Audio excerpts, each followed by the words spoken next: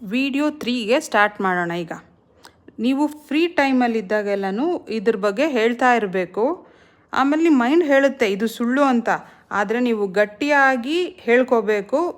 ನನ್ನ ಪರಿಸ್ಥಿತಿ ತುಂಬ ಚೆನ್ನಾಗಿದೆ ಅಂತ ಮನಸ್ಸಿನಿಂದನೇ ಹೇಳ್ಕೋಬೇಕು. ನನ್ನ ಪರಿಸ್ಥಿತಿ ತುಂಬ ಚೆನ್ನಾಗಿದೆ, ನನ್ನ ಹಣಕಾಸಿನ ಪರಿಸ್ಥಿತಿ ತುಂಬ ಚೆನ್ನಾಗಿರುತ್ತೆ ಅಂತ ಹೇಳ್ಕೋಬೇಕು.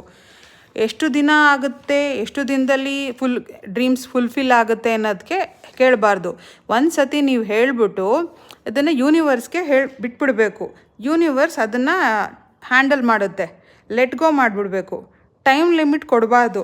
ಯಾಕಂತ ಅಂದರೆ ಯೂನಿವರ್ಸ್ಗೆ ಟೈಮ್ ಲಿಮಿಟ್ ಇಲ್ಲ.